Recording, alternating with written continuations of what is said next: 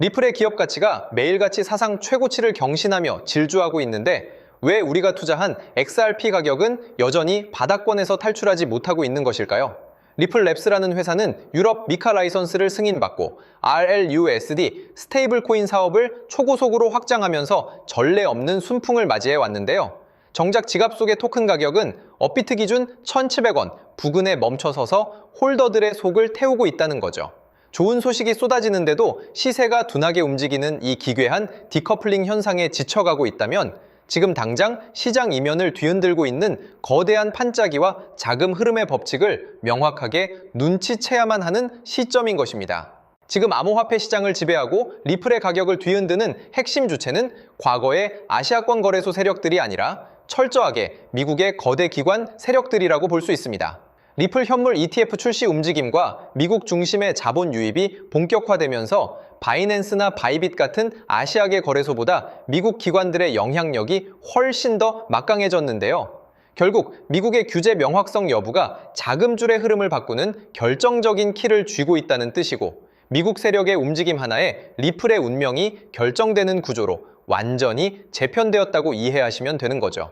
미국 내부에서 법적 규제와 자금 주도권을 두고 치열한 눈치 싸움이 벌어지는 사이 리플은 유럽 시장을 통째로 집어삼키는 영리한 선제 타격을 날렸는데요.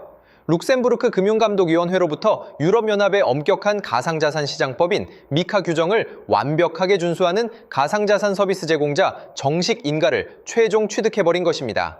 이것이 뜻하는 바는 단순히 유럽 진출이라는 상징성을 넘어 유럽 경제지역 30개국 전체의 은행과 핀테크 기업, 대형 기관들을 대상으로 합법적인 금융 서비스를 합법적으로 제공할 수 있는 무결점의 신뢰 기반을 확보했다는 점입니다.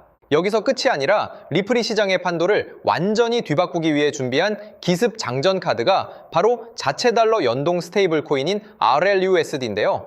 리플의 독자적인 블록체인 네트워크인 XRP 레저뿐만 아니라 전 세계에서 가장 거대한 디파이 생태계를 구축하고 있는 이더리움 메인넷까지 동시에 지원 사격에 나서고 있다는 사실입니다.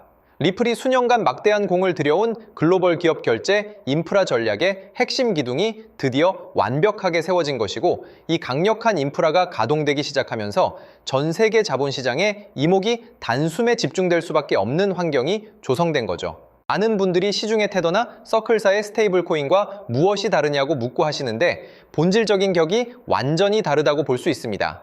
기존의 스테이블 코인들은 주로 해외 거래소를 이용하는 개인 투자자들의 매매나 결제에 초점이 맞춰져 있었는데요. 반면에 리플의 RLUSD는 철저하게 글로벌 대기업과 거대 금융기관 간의 대규모 B2B 거래, 그리고 국경을 넘나드는 거액 결제망을 독점하기 위해 설계되었다는 점입니다. 뉴욕 금융감독청의 강력한 제도권 감독 하에 발행되는 만큼 법적 안정성을 최우선으로 따지는 초거대 금융자본들이 안심하고 채택할 수 있는 유일무이한 대안이 될 수밖에 없다는 거죠. 결국 리플랩스라는 기업은 단순한 블록체인 벤처 기업 수준을 아득히 뛰어넘어 글로벌 파이낸셜 인프라스트럭처의 중심축으로 거침없이 확장하고 있습니다. 국경 간 장벽을 허무는 결제 유동성 인프라를 전 세계 은행들의 표준 시스템으로 안착시키고 있는 과정인데요. 전통 금융망의 느리고 비효율적인 시스템을 완벽하게 대체할 수 있는 독점적인 기술력을 무기로 제도권 금융의 숨통을 쥐는 핵심 네트워크로 진화하고 있다는 사실을 우리는 반드시 기억해야 합니다. 자, 그렇다면 왜 이 거대한 성장세 속에서도 우리 XRP 가격은 즉각적으로 폭발하지 않고 딜레마를 만들어내는 것일까요? 바로 회사의 사업적 확장과 토큰의 시장 가격이 자동으로 연동되어 작동하는 구조가 아니기 때문인데요. 유럽, 마이카 승인이나 스테이블 코인 발행 같은 대형 호재들은 리플의 기초 체력을 다져주는 든든한 요소임은 분명하지만 이러한 발표 직후에 곧바로 수십억 달러의 실제 매수 자금이 호가창에 유입되는 것은 아니라는 거죠. 결국 호재가 발표된 이후 기관들의 진짜 수요와 실제 자금의 유입이 일어날 때까지는 필연적으로 논리적인 시차가 존재할 수밖에 없다는 뜻입니다. 자, 기술적인 관점에서 차트를 들여다보면 시장 세력들이 파놓은 영리한 함정과 진실이 그대로 드러나고 있는데요.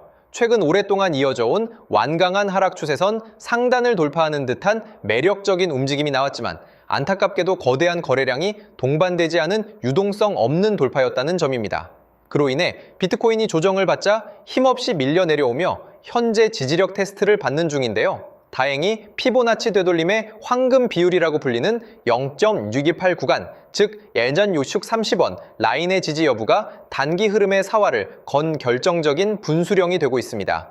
일부 언론 보도에서는 평소 대비 거래량이 200%나 폭증했다며 대단한 매수세가 들어온 것처럼 호들갑을 떨고 있지만 이것은 철저한 착시 현상입니다. 기존의 시장 유동성이 워낙 가뭄 수준으로 메말라 있었기 때문에 착시 효과로 늘어난 것처럼 보일 뿐 거대한 저항대를 단숨에 뚫어내기엔 턱없이 부족한 자금 규모인데요. 세력들의 거품 반등에 속아 넘어가 감정적인 추격 매수를 할 때가 아니라 이전 고점인 1780원을 강력한 거래량으로 돌파해 준 뒤 확실하게 1800원 매물대 위로 안착하는 진짜 신호를 확인하는 것이 100번 안전하다는 거죠. 하지만 실망할 필요가 전혀 없는 이유는 온체인 데이터상에서 감지되는 고래들의 은밀한 지갑 움직임은 완벽한 매집의 징후를 가리키고 있기 때문입니다. 세력들이 하락장에서 개미들의 투매 물량을 말아 올릴 때 나타나는 특유의 고래 지느러미 패턴이 온체인상에 뚜렷하게 도출되고 있는데요. 국내외 대형 거래소들이 보유한 XRP 물량이 외부 개인 지갑으로 지속해서 빠져나가며 공급 부족 상태를 만들어가고 있다는 점입니다. 이는 대세 상승이 폭발하기 전 바닥 구간에서 물량을 독점하려는 세력들의 전형적인 사전 작업이라고 볼 수 있습니다.